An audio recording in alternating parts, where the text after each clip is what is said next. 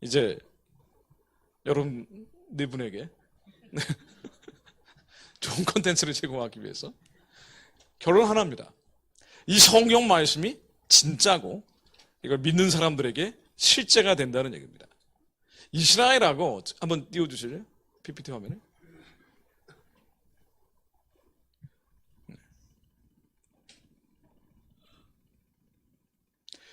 이스라엘과 한민족의 역사를 비교하면서 잠시 설명을 드려보려고 하는데요. 결국 결론은 이겁니다. 요한복음 1장 1절, 학개서 2장 5절에 나오는 말씀이에요. 자, 우리 큰 목소리로 한번 두 말씀을 읽어볼까요? 시작.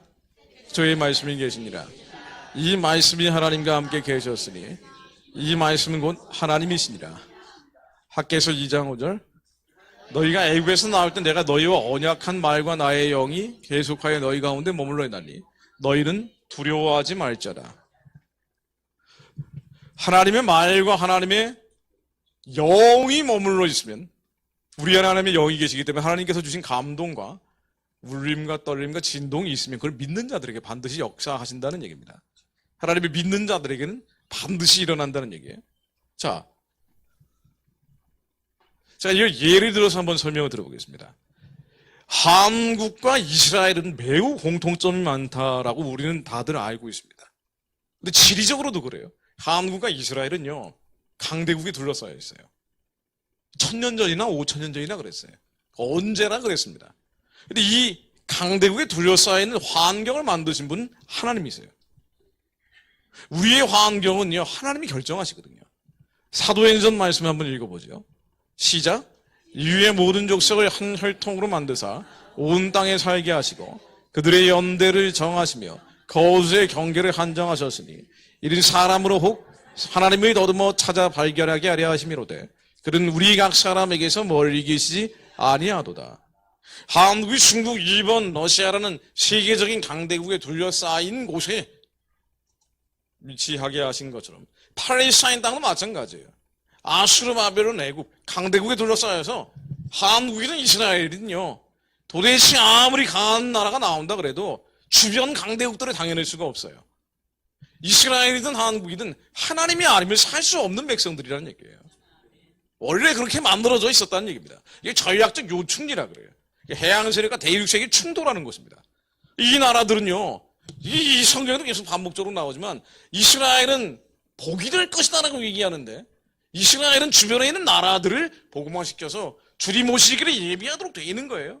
그것이 예수님의 초림이 이스라엘 백성들을 통해서 이루어졌던 겁니다. 마찬가지로 한국도 마찬가지예요. 한국은 중국과 일본과 뗄래야 뗄 수 없는 관계고 이 나라들이 예수님 다시 오시기를 예비하도록 우리는 선교의 사명을 가지고 있는 거예요. 자, 이스라엘 한번 예를 더 들어보죠. 하나님을 말씀이 실체가 될 수 있도록, 즉 우상 숭배하지 않는 거룩한 백성이 되는 게 하나님의 뜻인데 이스라엘 백성들이 하나님의 뜻을 거부했을 때는 반드시 이런 징계들이 왔습니다. 왜냐하면 하나님을 사랑하시기 때문에. 우리의 겉사람을 죽이기 위해서, 속사람을 살려내기 위해서 시련, 환난, 고난이라는 풀물에 넣어버리는 것처럼 하나님의 신과 하나님의 영이 머물러 있는 유대인들이나 130여 년 전에 복음의 씨앗이 와서 하나님의 영과 하나님의 신이 머물러 있는 한민족이나 마찬가지예요. 하나님이 사랑하시는 백성들은 내버려 두지는 않습니다.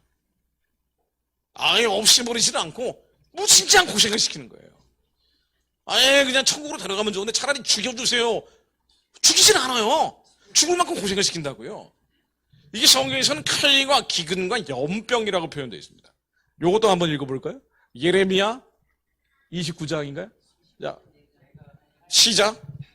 칼과 기근과 연병으로 그들을 다르게 하시며 그들의 세계 열방 중에 어떤 학대를 당하게 하시리니. 예, 계속 읽어보시죠.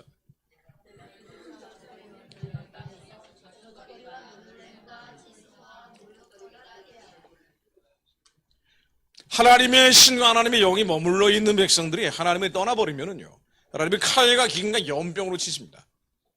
주변에 있는 아수르, 바벨론, 애굽은 그냥 끝내버려요. 근데 유대 백성들은 어떻게 있는 거 아니? 하나님의 언약과 하나님의 신이 머물러 있거든. 하나님 말씀이 머물러 있는 거예요. 너희들의 세계에 복이 될 것이다. 언약이 머물러 있는 백성들은 내버려 두지 않고 칼, 기근, 연병, 전쟁, 가난, 전염병으로 고생을 시키고 마지막에는 추방을 시킵니다. 이게 디아스포라예요. 흩어버리는 거예요. 이게 마지막 형벌입니다.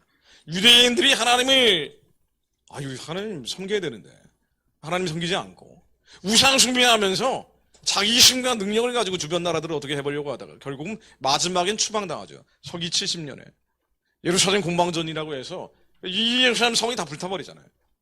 예수님이 이걸 보시면서 울고 계셨던 거 아니에요? 그리고 나서 전쟁이 흩어지면서 온갖 고난을 당하기 시작하는데 유대인들이 2000년 동안 당했던 고난은요, 이게 예전에 칼기근 연병 차원이 아니라 완전히 진이김을 당한 거예요. 치솟거리가 된 겁니다. 모욕이 된 거예요. 2차 대전 일어나는 그 홀로코스트 때까지 십자군 전쟁이든 이 십자군 전쟁이 있었을 때 그림인데요. 아랍 사람들을 죽인 게 아니라 유대인들을 죽였죠. 십자군 전쟁의 가장 큰 피해자는 유대인들이에요. 성전을 회복하겠다고 십자군을 일으켰는데 유대인만 죽이고 오는 경우가 너무 많았어요. 중세의 마녀 사냥을 하면은요, 제일 많이 죽은 사람들이 유대인입니다. 이 마녀 사냥이 2000년 동안 있었어요. 로마 교황이 서유럽을 지배하면서 이게 뭔가 좀 이상하다 싶으면은 로마 교황 교리에 어긋난다 싶으면은 불태워 죽인 사람들이 1000만 명이 넘는데요. 어마어마하게 많은 사람들 죽인 거예요. 오랜 기간 동안 했기 때문에. 근데 많은 사람들이 유대인이었습니다. 틈만 나면 죽이는 거예요.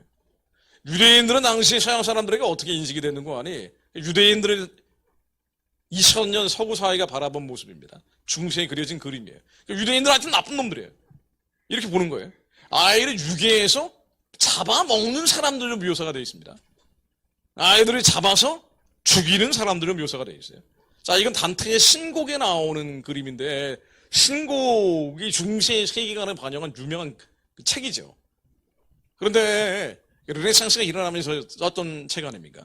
근데 여기에 나오는 지옥의 마지막에 있는 사람들이 누구냐? 세븐이라고 해서 7가지 죄를 짓는 사람들을 나타내고 있는데 가장 지독한 죄를 짓는 건 유대인이라고 되어 있는 거예요. 유대인은 태어날 때부터 죄인인 거야. 예수님 죽였다고. 그러니까 언제나 이런 박해를 받았던 거예요. 요거는 셰익스피어의 유명한 소설이죠. 베리스의 상인이라는 책입니다. 그 안에 샤일록이라는 아주 잔인무도한 상인이 나오는데 이것도 유대인으로 나오죠. 유대인은 나쁜 놈이에요. 이게 서구 사회에 공식처럼 되어 있는 이야기가 바로 유대인에 대한 인식입니다. 아주 심지어 종교개혁을 했던 루터까지도 이런 책을 썼어요. Jews and their Lies라고 해서 유대인과 그들의 거짓말이라는 책을 썼는데 그들은 진짜 거짓말장이다. 피에 굶주린 개떼들이다. 왜 이렇게 됐냐면요. 유대인들이 잘못한 것도 있겠지만 하나님이 그렇게 하신 거예요. 그리고 유대인 입장에서 이해가 안 되는 거예요. 우리가 왜 이런 시련, 환난, 고난을 이유 없이 당해야 되는지 이해가 안 되는 겁니다. 하나님의 신과 하나님의 영이 머물러 있기 때문인데, 그게 하나님의 사랑 때문인데 그걸 인정하기가 어려운 거예요. 게다가 그들을 박해하는 것은 언제나 기독교라는 이름으로 가해졌습니다. 사단이 하나님께 돌아오지 못하도록. 왜? 하나님께 돌아온다고 약속이 돼 있거든요. 이 말씀이 하나님이니까. 말씀이 하나님이기 때문에 이루어지는데 이게 이루어지지 못하게 하도록 사단은 계속 하나님이라는 이름으로, 사실은 교황도 가짜지만 하나님이라는 이름으로 유대인들을 박해하게 만든 거예요. 십자군 전쟁을 해서 피해를 받게 하고 마녀 사냥으로 화형을 당하게 하고 심지어 종교개혁을 했던 사람들조차도 유대인은 거짓말장이다 라고 보게 한 겁니다. 이 사람들이 하나님께 돌아오기 어려운 거예요. 삐져버렸어요, 하나님에게.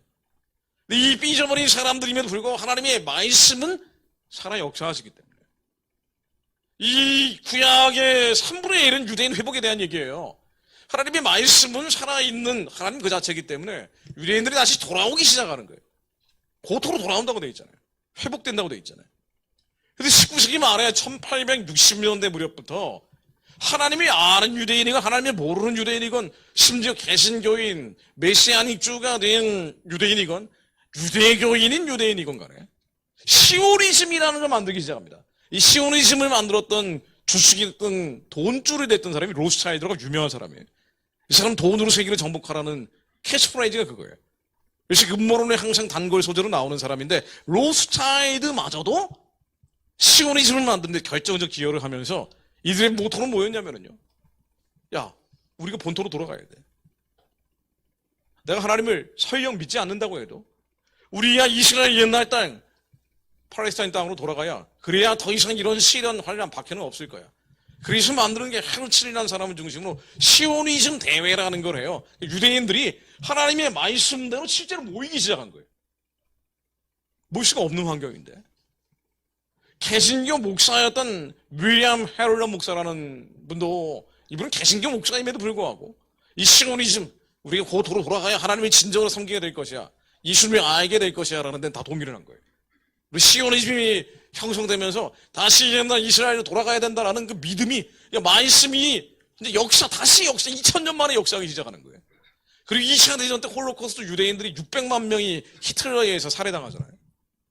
그리고 나서 이젠 더 이상 안 되겠다. 전 세계 여론이 움직이는 거예요. 그래, 이스라엘 유대인들은 이 옛날 팔레스타인 땅에 모여놔야 그래야지 더 이상 이런 끔찍한 비극은 없겠구나. 미국이 지원을 하고 결국 1948년도 5월 14일에 현대 이스라엘이 건국이 돼요. 아무도 예상을 못했던 일이에요. 2000년 동안 나라가 없었는데 추방당했던 디아스포라들이란 말이에요. 이 디아스포라들이 하나님 말씀이 실제가 될 것을 믿으면서 진짜 구약의 성취가 일어나기 시작합니다. 하나님 말씀이 실제가 되기 시작한 거예요. 왜냐하면 하나님 말씀이 곧 하나님이기 때문에. 악인의 뿌리 꺾일 것이다 라는 말씀이 믿으면 실제가 되는 거예요. 2000년 동안 온갖 고통을 당하던 유대인들이 이제는 하나님의 약속이 실제가 되게 해 주십시오라니까 진짜 실제가 된 거예요. 그건 기적입니다. 현대 이스라엘 건국은 기적이에요. 지금도 유대인들은 하나님을 대적하고 있습니다. 이거 한 번에 다 넘어가 버리네. 하나씩 넘어가야 되는데. 자, 어쨌든 간에. 왜 이스라엘을 회복을 해야 되느냐? 왜 우리가 마지막 최종적인 목적지가 이스라엘이냐면요. 유대인들은 내버려두면 하나님을 대적합니다. 2000년 동안 하나님이라는 이름으로 시련과 환난과 고난, 박해를 받았기 때문이에요. 사단은 이걸 악용을 하는 거예요. 그래서 공산주의 만든 게 누구예요? 유대인들이에요. 마르크스가 유대인이고, 계몽 철학이라고 해서 개신교를 기독교를 부정하면서 나왔던 어웨이큰이라는 세상 초등학문이 결집된 게 계몽 철학이거든요. 계몽 철학자들 보면 대부분 유대인들입니다. 지금도 하나님에 대적하는 희한한 이론들 만들어내는 사람들 보면 유대인들이 정말 많아요. 머리가 좋은 민족이고, 하나님에 대한 섭섭함과 원통함이 있고, 하나님이 대적하는 것들을 만들어내는 거예요. 러시아 혁명, 공산주의 혁명을 1917년에 했을 때 몰셰비키 혁명이라고 그러잖아요. 마르크스의 공산주의 이론을 가지고 실제 공산주의 혁명을 했던 게 저 왼쪽에 있는 스탈린, 레닌, 몰셰비키 이런 사람들인데 다 유대인이죠. 그러니까 러시아 혁명을 했던 사람들, 간부, 국장급 이상들의 90 몇 %가 유대인이에요. 유대인들의 혁명이었어요. 근데 이게 마르크시즘인데, 이 마르크시즘을 한 사람들이 유대인들이에요. 이거 가지고 가짜 유대인이다 얘기하지만은, 왜냐면 진짜 유대인은 사랑해야 되고 가짜 유대인은 사랑하고 싶지 않으니까 그러지만 진짜 그렇지는 않고요. 다 유대인입니다. 유대인들이 하나님에 대한 섭섭함과 원통함과 억울함이 있기 때문에 이런 일들을 벌이는 거예요. 그런데 이 유대인들이 나중에 마르크시즘이 동유럽하고 러시아는 공산화시켰는데 서유럽은 공산화를 못 시키니까 1968년도에 68혁명이라는 게 일어났어요. 파리 소르본느 대학을 중심으로 네오 마르크시즘이라는 게 나왔다고요. 마르크시즘을 새롭게 변통을 한 거예요. 그러면서 우리가 서유럽을 공산화시켜야 되는데 왜 서유럽이 공산화가 안 되느냐? 봤더니 이게 가정이 그대로 있으면 공산화가 안 된다는 거예요. 우리가 원전으로 다시 돌아가보자. 원래 텍스트가 어떻게 되어 있는지 한번 보니까 마르크스가 썼던 공산당 선언에는 가정을 해체하라는 얘기가 나와요. 왜냐하면은 자본주의 사회가 유지되는 거는 이 자본주의 가정이 있기 때문이라는 거예요.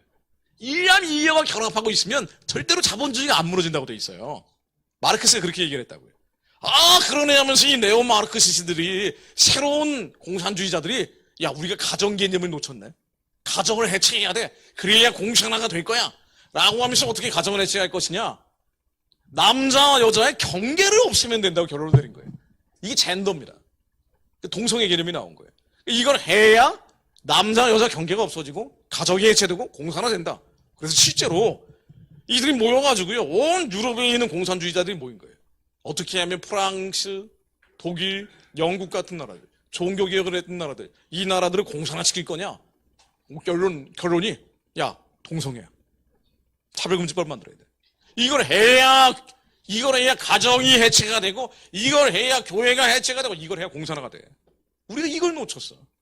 얘네들이 이제 공통 언어로 썼던 게 뭐냐면요, 벨기에 사람도 있고, 프랑스 사람도 있고, 이탈리아 사람도 있고, 막 모였을 거 아니에요. 공산주의자들이. 유럽에서 다 모였단 말이에요. 공용어가 히브리어예요. 유대인들이니까. 유대인들이 내버려두면 이래요. 그래서 이 네오 막심을 가지고 젠더 철학을 만들어 진짜 막 퍼뜨리기 시작하니까, 이게 이제 교회 안에 파먹어 들어가니까 이게 교회가 막 속수무책으로 무너지는 거예요. 서유럽 사회는 무너져 가는 겁니다. 교회가 해체되니까. 지금도 젠더 철학을 가장 앞장서서 주장하는 주디스 버틀러라고 UC 버클리 교수 있는데 유대인이죠. 유대인들이 이래요. 하나님 왜 이 말씀을 하셨는 거? 유대인이 돌아올 것이다. 고토로 돌아올 것이다. 유대인들이 회복돼야 된다. 너희는 반드시 주 예수의 어서 오시옵소서 해야 된다. 왜 그러냐면요, 내버려두면 하나님이 대적합니다. 내버려두면 온갖 적그리스도 이론들을 만들어내는 게 유대인들이에요.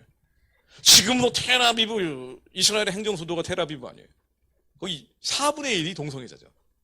가장 동성애자가 많은 곳이에요, 거기가. 온 세계의 세속주의자들이 이스라엘로 모입니다.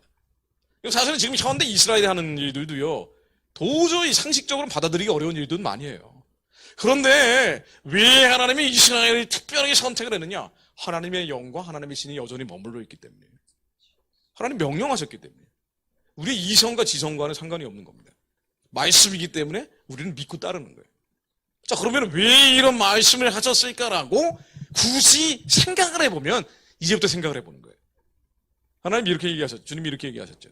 그들의 넘어짐이 세상의 풍성함이 되며 그들의 실패가 이방인의 풍성함이 되거든. 하물며 그들의 충만함이리요. 하나님이 예적했던 이스라엘 사람들이 넘어져서 이방으로 복음이 전해졌어요. 온 세계 교회가 만들어졌는데, 이렇게 복을 받았는데, 만약 이들이 하나님께 돌아오면 얼마나 더 많은 복을 받겠냐는 거예요. 그렇죠. 머리 좋은 사람들이 하나님 대적하는 이론만 만들어내다가 이들이 드디어 주 예수여 어서 오시옵소서 하면 얼마나 복이 되겠냐는 거예요. 그래서 주님이 이 말씀을 하시는 거예요. 결론은 말씀이 곧 하나님입니다. 하나님의 말씀은 1.1획도 틀린 게 없어요. 번역 과정에서는 틀릴 수 있어요. 그러나 원본은 틀릴 수가 없는 겁니다. 그래서 우리는 이 말씀이 곧 하나님을 믿으며 계속 읊조리면서 기도하는 거예요. 이 말씀이 실제가 될 것을 믿습니다. 나의 유일한 피난처가 오직 하나님 한 분뿐임을 믿습니다. 아무리 어려운 일을 당해도 주님이 우리에게 피할 길을 주실 것을 믿습니다. 하나님이 경외하는 자들이 줄이지 않게 하실 것을 믿습니다. 일용할 양식을 주실 것을 믿습니다. 근데 안 믿게 하는 게 우리 옛사람이니까 이걸 계속 말씀으로 깨는 거예요. 주님이 이렇게 말씀하십니다. 근데 언젠가는 이 유대인들이 말이죠, 이스라엘 사람들이, 이제 이스라엘의 나라가 회복이 됐잖아요. 진짜 하나님 말씀이 성취되기 시작하는 거예요. 많은 유대인들이 또 이스라엘로 돌아갑니다. 물론 이제 돌아갈 때 예수님 안 믿는다는 각서 쓰고 들어가요. 그래서 예수님 믿고 돌아가는 건 아닙니다. 그런데 그럼에도 불구하고 하나님 말씀이니까 성취가 되는 거예요. 근데 하나님 뭐라고 또 말씀하고 계시는 거 아니에요? 이사야서의 말에 나오는 얘기죠. 한번 읽어볼까요? 시작. 좋은 소식을 가져오며 평화를 공포하며 복된 좋은 소식을 가져오며 구원을 공포하며 시온을 향하여 이르기를 내 하나님이 통치하신 한 자의 산을 넘는 발이 어찌 그리 아름다운고. 자, 그 다음 말씀입니다. 내가 시온을 내게 그를 보라 하였노라. 내가 기쁜 소식을 전할 자를 예루살렘에 주리라. 그 다음 말씀입니다. 내가 알지 못하는 나라를 부를 것이며 너를 알지 못하는 나라가 내게 달려올 것은 나 여호와 내 하나님 곧 내가 너를 영화롭게 하였느니라. 이사야에 나오는 말씀 몇 가지를 가져온 건데요. 유대인들에게 반드시 올 거라는 걸 누군가 복음 전하는 사람들이 온다는 거예요. 오는데 이게 옆에서 오는 게 아니라 멀리서 온대요. 산을 넘어서 온대요. 떼거지로 몰려온대요. 어디선가 산을 넘어서 멀리서 떼거지로 몰려올 것이나 말씀이 곧 하나님이기에 우리 이 말씀이 실제가 될 것을 믿습니다. 누군지 모르겠지만 때가 되면은 많은 사람들이 아니 이스라엘이 모르던 나라 이 말씀이 선포될 때 이사야 시절에 전에 이스라엘 사람들이 모르선 사람들이 저 멀리서 산에 넘어가지고 떼거지를 몰려와서 예수만이 그리스도입니다 라고 전할 것을 믿습니다. 말씀이 하나님이기 때문에 실제로 이런 일들이 일어날 겁니다. 자, 이제 우리 민족 역사를 한번 잠깐 들어가 볼게요. 하나님의 말씀과 하나님의 신이 머물러 있으면요, 예수 그리스도는 어제나 오늘이나 동일하시기 때문에 말씀이 사라지지 않아요. 우리가 정확한 예언을 받으면 그 예언은 성취가 됩니다. 근데 왜 안 성취될 때가 더 많고 예언 틀렸어요 라고 하는 경우가 많냐면요, 멸시하는 경우가 많은 거 아니에요? 안 믿기 때문이에요. 하나님이 이 말씀이 우리 안에 역사하면서부터 더 이상 내가 사는 게 아니라 내 안에 예수 그리스도께서 사시거든요. 하나님이 우리 안에 기쁘신 뜻을 두고 소원을 두고 행하시거든요.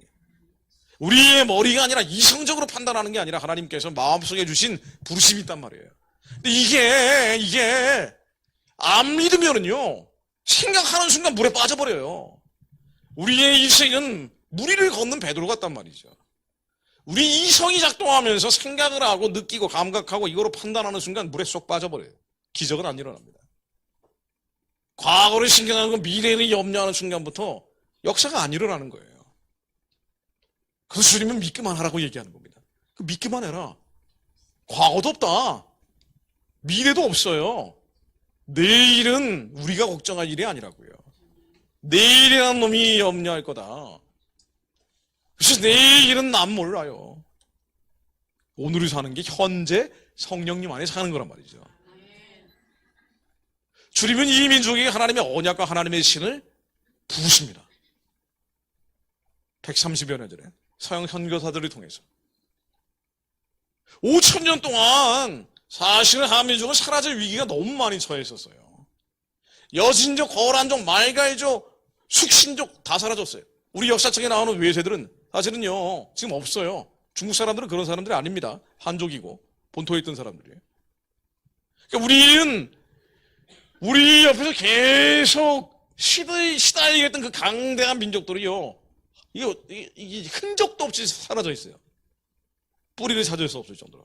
근데 한민족은 살아남았어요. 5,000년 동안 960번 외침을 당합니다. 아니 5년에 한 번씩 외침을 당했던 백성들인데 이 살아남은 것 자체가 기적이에요. 하나님이 언젠가 이 백성들을 쓸 때가 있다라고 보셨겠지요. 그래서 아마 이방 계시를 통해서 하나님이 이 민족을 향한 부르심을 두셨을 거라고 생각이 됩니다.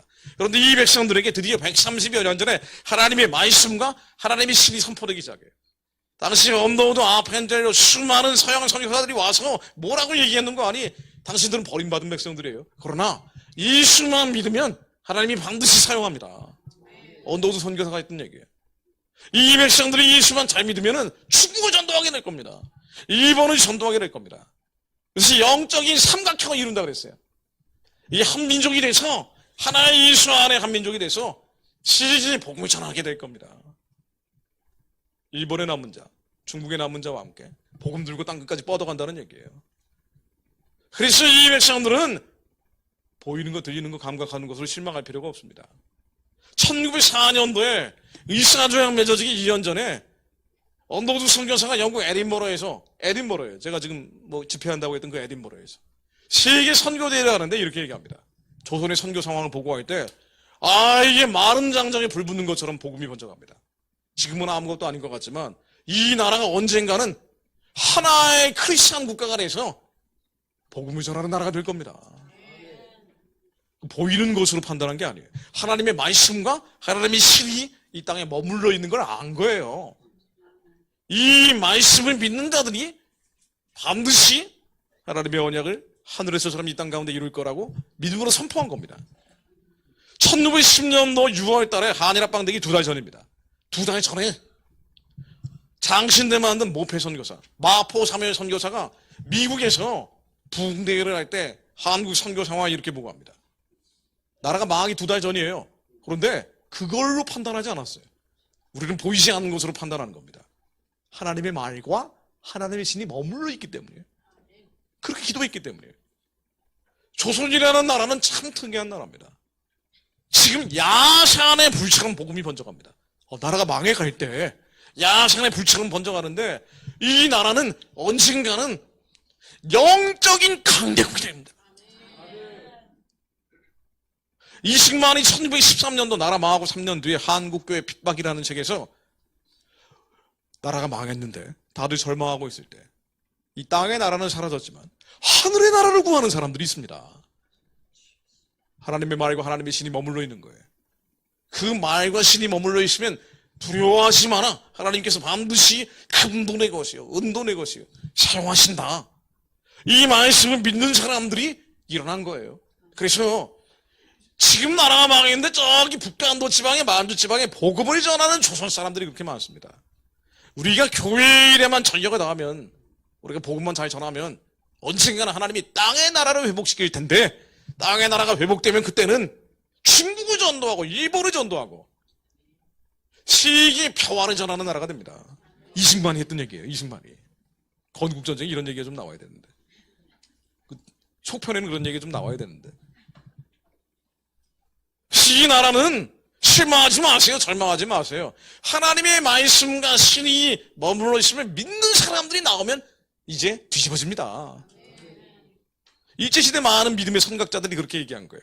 왜? 말씀이 하나님이기 때문에. 이 약속이 하나님이기 때문에. 그 믿는 자들이 기도하기 시작합니다. 근데 하나님은 우리 5,000년 동안 쌓여왔던 우상 숭배했던 죄의 결과가 많기 때문에 시오니즘이 만들어졌던 1860년대부터 참 특이하게, 정말 특이해요.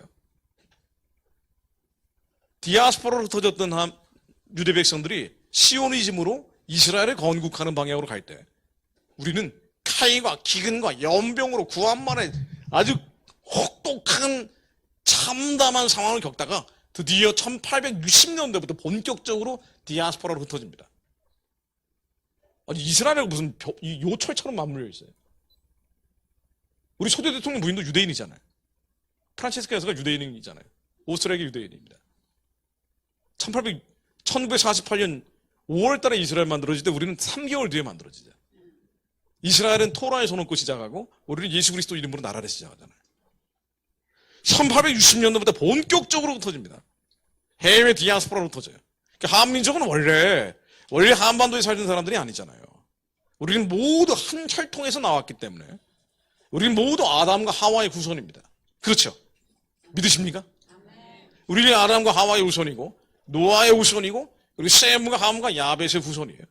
근데 그 중에 셈 후손 가운데 욕단과 벨렉 족속이 있다고 얘기하는데, 벨렉 족속이 유대 백성들의 직계고 욕단 족속은 그 후계가 나오질 않아요. 기록이 안 돼 있는데 이들이 어디로 갔는지 스발 동편으로 갔다고 창세기 기록되어 있는 정도입니다. 스발 동편이 뭐냐? 스발은 과거의 시베리아를 가리키는 지명이에요. 시베리아 동쪽으로 간 거는 한반도입니다. 그래서 이 욕단과 벨렉이 노아의 후손인 셈의 후계로 같은 계통이다라고 얘기하는 분들도 많아요. 근데 이건 학자분들이 얘기하실 영역이지만 어쨌든 우리는 아담으로부터 갈라져 나온 백성들이에요. 근데 갈라져 나올 때 어떻게 왔는 거 아니? 산맥을 넘고 산을 넘어서 왔을 겁니다. 계속 움직이면서 왔을 거예요. 그러니까 한민족은요, 사실 정착민족이 아니에요. 이동민족이에요. 움직이는 민족이에요. 그래서 무빙스쿨도 나오는 겁니다. 원래 우리 DNA에 맞는 움직이는 사람들이에요. 한국 사람들이 씻어서 이남에 갇혀서 고여 사는 사람들이 아니에요. 원래 움직이면서 왔습니다. 그런데 때가 차니까 하나님이 이들이 다시 흩어서 움직이게 하신 거예요. 이게 디아스포라예요. 이 디아스포라가 정말 특이하게 한국 사람들은요, 본토에 사는 사람들에 비해서 인구 대비로 가장 많은 사람들이 흩어져 있는 게 유대인하고 한국 사람들이가 아세요? 유대인들이 본토에 5천만, 해외 5천만입니다. 한국은 본토에 5천만, 해외 1,000만이에요. 중국 사람들은 그렇게 본토에 비해서 많은 사람이 흩어져 있지 않아요, 화교들이. 본토에 14억이나 있으니까. 근데 유대인들은 러시아나 유럽, 미국 특정한 지역에 모여 사는데 한국 사람들은 가장 많은 지역에 흩어 삽니다. 그러니까 한국 사람들은 가만히 있지 못해요. 흩어져서 살고 이동해야 삽니다. 이동하면서 살아야, 그래야 안 싸워요. 이 사람들은요, 이 기방민족 후손들인데 모여놓으면은 그럼 막 터지게 싸우는 거예요. 근데 우리나라 사람들의 특징은 영적인 DNA가 또 있기 때문에 중국 사람 3사람 모이면 중국집 만들잖아요. 일본 사람 3사람 모이면 전자제품 만든단 말이죠. 근데 우리는 3사람 모이면 교회 만들어요. 우리가 원래 그런 사람들이에요. 근데 이런 사람들이 이제 1860년대부터 흩어버리기 시작한 거예요. 디아스포라가 되기 시작한 겁니다. 그래서 지금 만주에 가서 조선족 200만이 되고 고려인들이 100만 넘게 시베리아 땅에 머물기 시작합니다. 근데 이게 이제 너무 좀 위험하다고 생각하니까 중국이나 러시아 당국이 계속 흩어버렸죠. 그래서 여기서 브라디보스톡 위에 라지노리에프라는 러시아 역을 가면은요, 거기서 고려인들을 태워가지고 저 카자흐스탄 지방, 예전 다 소련이니까 스탈린이 강제로 이송했던 출발점이에요. 이 기차 타고 가면서 수많은 사람들이 죽어나가는데 죽은 사람들이 10,000명이 넘는데요. 얼마나 많은 사람들이 모여 살았다는 얘기예요. 이게 디아스포라가 눈물의 단어라고요. 피눈물을 흘리며 살았던 게 흩어진 사람들이에요. 근데 이 한국 사람들이 흩어지면서 그 중에 대표적인 사람이 이승만입니다. 이승만은 디아스포라죠. 본토에 없던 사람, 본토가 아니라 해외에서 35년을 살았어요. 김구 선생도 35년 동안 해외에 있었잖아요. 일제 시대에 조선에서 독립운동하기 어려웠잖아요. 그러니까 독립운동은 누가 했냐면은요, 유대인들이 시오니즘 만든 것처럼 독립운동은 디아스포라가 한 거예요. 해외에 흩어진 추방당한 사람들이 한 거예요. 근데 추방당한 사람들이 가장 많은 비극을 겪고 있음에도 불구하고 하나님의 뜻을 알고 깨달을 수가 있는 겁니다. 눈물을 흘리니까. 우는 자들과 함께 울기 시작하는 거예요. 이승만이 처음에는 박용만이라는 친구 통해서 하와이로 가죠. 그리고 이 사람 뭐였냐면요, 딱 2가지 했습니다. 이승만이 외교 독립 운동을 했다고 얘기하는데 그건 가끔 하는 거예요. 가끔 하는 겁니다. 그럼 평소에 뭐 하냐면, 뭐 했겠습니까, 평소에? 학교했어요. 애들 가르쳤어요. 그리고 교회 했습니다. 이분이 원래 목사가 되려고 추천서 받아서 간 사람이에요. 근데 부모님들이 강제로 결혼시켜가지고 이혼을 했거든요. 부인하고 성이 없으니까. 그래서 나는 죄 지은 사람이라고 목사 안수를 안 받았어요. 신학 공부를 했는데. 그래서 설교를 했습니다. 하와이를 중심으로 교회를 세워서 설교를 하고, 목사들이 있지만 사실은 이승만의 제자들이에요. 그리고 아이들을 가르쳤어요. 그리고 어떤 기회가 있으면 모여서 워싱턴 DC에 가서 외교 독립 노선을 취한 겁니다. 그리고 이 해외 디아스포라들을 중심으로 1910년에 한일합방 내고 나서, 야, 이 민족이 회복돼야 돼. 왜? 선교해야 되니까. 이 마음이 있을 거 아닙니까? 기독교인들 사이에는. 그리고 드디어 1910년 19년 3월 1일 날 3.1운동이 벌어지고, 3.1운동 후에 기독교인들이 출석이 돼서 한 거 아니에요. 기독교인들이 당한 건 아니죠. 민족대표 33인 가운데 한 절반 정도가 기독교인입니다만은 다른 종교 사람들도 있었어요. 그런데 이게 워낙 탄압이 심하니까 기독교인이 중심이 됐던 건 부인할 수 없는 사실이에요. 평양에서 만세운동이 시작된 것도 찬송가 부르면서 나왔잖아요. 청년들이. 기독교 운동이에요. 3.1운동은. 총 쏘고 있는데 죽을 각오로 간 거예요. 유감순 열사도 정동제 교회에서 밤새 오르간 뒤에서 기도하다가 주님 음성 듣고 가잖아요. 고향으로 내려간다고요. 그러니까 기독교 운동과 3.1운동, 독립운동은 같이 갑니다. 그리고 상해 임시정부, 노령 임시정부, 한성 임시정부, 이 임시정부가 해외에 흩어져 있는 것까지 다 모여서 3.1운동 후에 상해 임시정부로 모이는데, 이때 이 디아스포라들이 모여서 눈물 흘리던 사람들이 헌법을 만들 때 뭐라고 만드냐면요, 이 나라는 신의 국의 의사에 의해 건국됐다. 하나님이 세웠다라고 한자로 적어놔요. 기독교인들이 중심이 되니까. 이 나라는 하나님이 반드시 세우는 나라가 될 것이다. 정부 강도들이 선언을 할 때 이렇게 얘기합니다. 신의 국의 건설에 귀한 기촌이라. 그러니까 이 나라 하나님이 세우는 나라가 될 것이다. 왜냐면 언더우드가 얘기한 것처럼, 벤젤러가 얘기한 것처럼, 모페이 얘기한 것처럼, 이승만이 얘기한 것처럼 우리가 세울 나라는 이제 우상 숭배 안 해요. 하나님만 섬기는 백성이 돼서 복음 전하는 나라가 돼야 된다. 이 이승만이 1913년도 아까 제가 인용한 한국교회 핍박에서 이 나라는 동쪽에 이스라엘과 같다라고 표현해놨죠. 동쪽에 이스라엘이라는 표현이 나와요. 이승만이 그런 얘기를 했다고요. 우리 초대 대통령이 그런 사람이에요. 그래서 이 복음을 들고 우리 선교하는 나라가 된다. 특히나 미주에 있는 교포들은요, 미주 교포들이 사실은 지금 미주 교포들은 잘 사는 사람들이고요. 먹고 살만하죠. 근데 당시의 미주 교포들은 사탕수수 농장이라든가 혹은 하인, 서번트 형태로 갔단 말이에요. 이런 사람들이 한 푼 두 푼 모아가지고 1달러 2달러 모아가지고 독립운동 자금이라고 이승만한테 줬어요. 이거 가지고 산 거예요, 이승만은. 강연하면서 한 겁니다. 혼자 그냥 독신이었으니까 특히나. 그 작은 방 같은 데 산 거예요. 근데 우리가 왜 이런 활동들을 하느냐? 우리가 아는 목적은 하나다. 나중에 3.1운동이 있고 3.1운동의 임시정부의 헌법에 신의 국익의사에 의해 나라가 세워졌다고 얘기를 하고 민주 교포들은 마지막까지 이승만하고 함께 기도를 했습니다.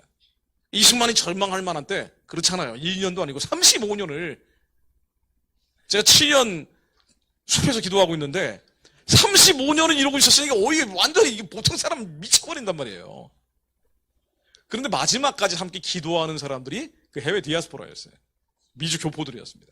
한인 동지회라고 모임을 만들었어요. 이 동지회가 도시마다 있었습니다. 지저스 웨브 도시마다 지분 만들고 있는 것처럼 도시마다 있었어요. 그리고 이 사람들이 나중에 워싱턴 DC에 가가지고 우리는 이래서 독립을 하려고 합니다. 그 목적은 이겁니다라고 뭐라고 얘기하냐면요. 우리의 주장은 하나님 앞에 율법 앞에 떳떳한 것이고 우리의 목표는 일본의 군정을 끝내는 것이고 자유를 회복하는 것이고 이건 뭐 당연한 거죠. 이렇게 얘기해요. 우리의 목적은 아시아의 민주화고 우리의 소망은 기독교의 범세계적인 복음입니다. 선교하는 데 있습니다라고 얘기해요. 이게 35년 이들이 버티게 한 힘이에요. 그래서 마치 유대인 디아스포라들이 흩어졌던 사람들이 나중에 칼과 기근과 추방을 당했던 사람들이 모여서 하나님의 말씀과 하나님의 신이 머물러 있는 유대인들을 다시 가운데 이스라엘로 건국했던 것처럼 130여 년 전에 복음이 들어와서 하나님의 말씀과 하나님의 신이 머물고 있던 이 땅에 그 언약을 성취하기 위해서 칼과 기근과 연병으로 고통받고 있는 사람들이 마중은 디아스포라로 흩어져서 결국은 이들에 의해서 나라가 세워집니다. 상위 임시정부도 디아스포라거든요. 그러니까 가장 비참한 사람들이 세운 거예요. 하나님의 말씀과 하나님의 힘이 머물러 있기 때문에 그래서 하나님의 언약을 부정할 수가 없었고 1945년도 11월 달에 정동 제1교회에서 어떤 나라를 만들 것인지 집회를 할 때 이승만은 말할 아이도 없고 이승만은 당연히 기독교 입국론이었고 김구마저도 여러분들 경찰서 지금 세우려고 하죠. 근데 경찰서보다 더 중요한 게 교회입니다. 경찰서 10개 세우는 것보다 교회 하나 만드는 게 더 중요합니다. 김구도 그랬어요. 김규식 상해 임시정부의 부수반이었죠. 이 사람은 사회민주주의 성향이 강했는데도 불구하고 하나님의 그 권위에 눌려서 우리는 반드시 성경 위에 나라를 만들어야 됩니다. 그래야 침략받지 않는 강대국이 됩니다. 35년 동안 고생을 하다 보니까 지식인 지도층 사이에 컨센서스, 합의된 공통점이 있는 거예요. 이 기도가 쌓여서 드디어 하나님의 말과 하나님의 신이 머물러 있는 이 땅에 1948년 5월 31일 날 드디어 나라를 처음 세우는 국회를 시작을 할 때 이승만 대통령이 당시 임시의장으로 앞에 나와서 이렇게 기도하죠. 우리 힘으로 독립된 게 아닙니다. 하나님이 하셨습니다. 이 나라를 세우게 하신 하나님께 감사드립니다. 기도로 세우게 하신 하나님께 감사드립니다. 특히나 우리 이 나라를 세우게 해주신 하나님께 감사 기도를 드려야 할 텐데 이윤영 목사님, 당시 국회 부의장, 종로구 지역구였어요. 이분 앞에 나오셔서 하나님께 기도합시다. 대한민국에 가장 먼저 만들어진 공식 문서 기도문이 됩니다. 국회 속기록의 맨 앞에 이제 기도문이 실리잖아요. 이게 하나님께 드리는 나라와 민족을 위한 기도문이잖아요. 하나님, 이 나라는 두 개의 나라가 아니라 하나의 나라입니다. 남북 통일을 주시고요. 민생의 복락을 주시고요. 그리고 세계의 평화를 전하게 해주십시오. 신생 독립국의 세계 평화를 얘기합니다. 그 상위 임시정부 헌장에도 나와 있으니까. 미주 교포들이 워싱턴 DC의 호소문에도 나와 있는 내용이니까 35년 동안 뭔가 명분이 있어야 버틴단 말이에요. 하나님이 주신 명분을 가지고 버틴 거예요. 그게 세계 선교입니다. 우리 세계 선교하는 나라 되게 해주십시오. 수많은 위경과 위난을 기도하면서 지난 70여 년 버텨온 거예요. 그래서 하나님의 말씀은 하나님이고요. 하나님의 말씀을 믿는 자들이 있으면 하나님이 그 약속을 성취하십니다. 하나님의 약속은 이렇게 다시 한번 명령하고 계세요. 이스라엘이 회복되는데 오디션과 예수님을 아는 백성들이 산을 넘어서 멀리서 올 거다. 이동하면서 올 거다. 무빙하면서 올 거라는 거예요. 가만히 있질 않고.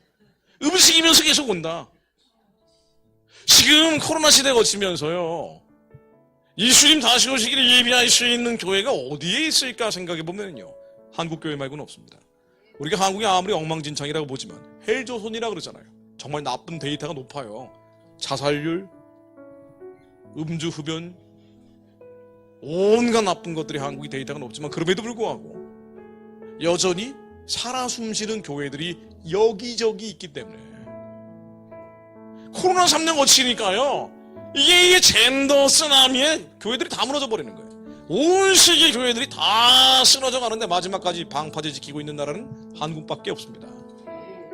그래도 선교지에서 순교적으로 선교하고 있는 사람들은 한국 사람들이에요. 참 한국 사람들이 지도계가지고 말이에요. 이스라엘 전쟁 났는데 이스라엘 가서 예루살렘 회복해낸다고 기뻐하는 사람들 한국 사람들이. 코로나 끝나면서 제일 먼저 들어간 목사님들이 제가 아는 목사님들입니다. 이스라엘에 제일 먼저 들어간 분들. 그 한국 사람들은 이게 하나님께 받은 부르심인 걸 알기 때문이에요. 예수님 초림이 유대인들을 통해 가능했다면 예수님의 재림은 땅끝까지 복음이 전해져야 되는데 땅끝까지 복음 전하기 위해서 가만히 있지 않고 계속 이동하면서 복음 전하며 주님을 증거할 교회는 한민족 교회입니다. 이스라엘 회복을 위해서도 저 산이 없는 발이 될 수 있는 가장 유력한 대상은 한국 사람들이에요. 아마 한국 사람들이 북한을 열고 북한에 버림받은 사람들을 회복시키면 이 사람들이 만주와 시베리아로 달려갈 거예요. 그럼 200만 조선족들이 살아납니다. 지금 70만 되는 고려인들이 살아날 거예요. 근데 다 흩어져서 많지는 않아요. 거기 있는 사람들이. 이 사람들이 살아나서 중국과 러시아로 퍼져갈 겁니다. 중국의 14억 인구가 깨어날 거예요. 그럼 깨어난 인구들과 함께 카자흐스탄, 우즈베키스탄, 키르기스탄으로 넘어갈 거예요. 이 산 국가를 지나서 아랍을 지나서 예루살렘까지 함께 달려갈 겁니다. 그래서 예수님 다시 오실 거예요. 하나님이 이 말씀과 하나님의 신이 여전히 이 땅에 머물러 있다고 계속 믿는 자들에게 감동을 주십니다. 이 말씀이 실제가 될 것을 믿습니다. 김정은 세력들이 아무리 창고를 한다 그래도 악인의 뿔이 꺾어질 것을 믿습니다. 마지막으로 가고 있는 발악이 있다 해도 하나님이 말씀으로 한반도에 임하시면 북한의 우상 숭배의 진이 전쟁이 아니라 평화적으로 무너질 것 믿습니다. 이스라엘으로 명하노니 기위성 우상 숭배 세력들은 이번 4월 10일 총선에서 영적인 무덤 속으로 들어가 있지어다. 그들의 뿔이 꺾어질지어다. 그래서 김정은 정권이 무너지고 전쟁이 아니라 평화적으로 무너졌어요. 2천만 동족들이 해방될지어다. 하나님, 악인이 망하고 의인의 뿔이 높이신다 말씀하신 이 말씀이 믿는 자들의 선포를 통해 실제가 되게 하옵소서.